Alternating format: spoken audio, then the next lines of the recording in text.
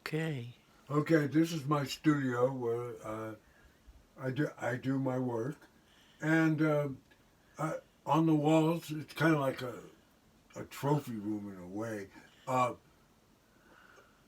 there's posters and photographs from 50 years, over 50 years of being being in the poetry game, and we're going to tour them, and I'll tell a little bit about the events, and we're going to be led through by my great friend Pamela Twining. It's Okay, me. Pamela, which one are you looking at? I'm going to start up there at the top. Oh yeah, that was my first reading at Naropa. I believe in the late '70s, and it was at 1111 Pearl. I read with Alan and Philip Whalen. They had me read last, and my friend Jimmy Root just said I turned the place into a union hall. That was kind of funny. The next one there, that's the Underwater Poetry Festival. That was around '73 or '4. Back in those days, we didn't think we were making artifacts, so we never put the year. We making the posters so people would come. Charlie Potts did this one.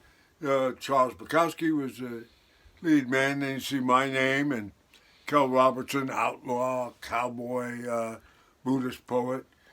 Ricardo Sanchez, kind of a militant Chicano poet.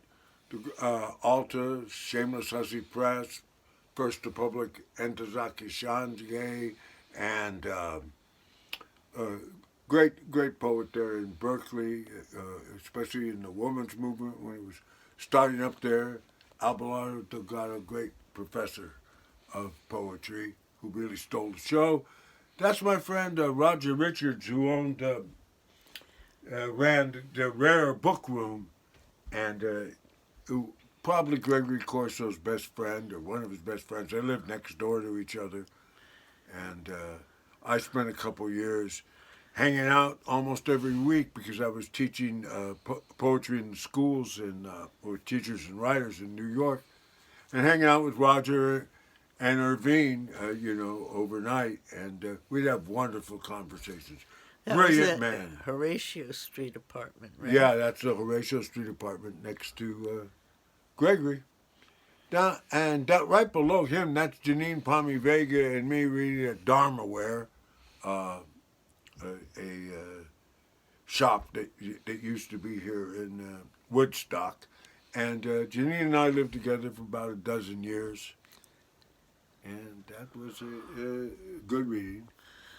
Up top, that's a Michael Wochuk poster. That's his drawing off a Michael McBride photograph.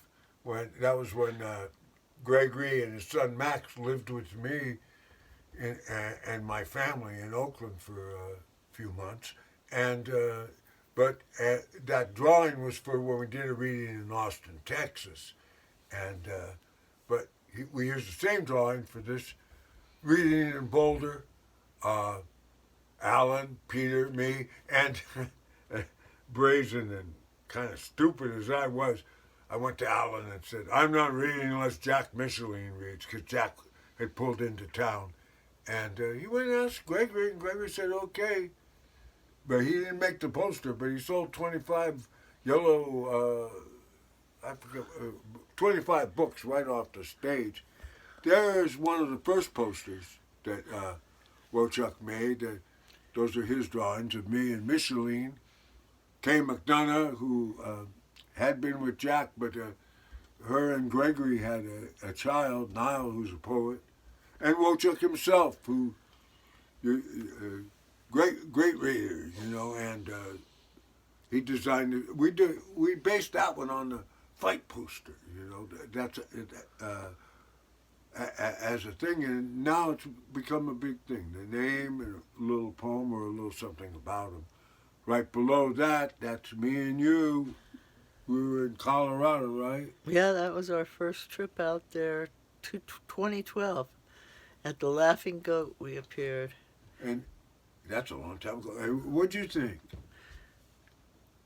What did I think about the gig? I had a great time. I was in love with Boulder. I had a great time there, and that was when they were doing the summer program at Naropa, and Ann Waldman came to the poetry readings, and Yeah.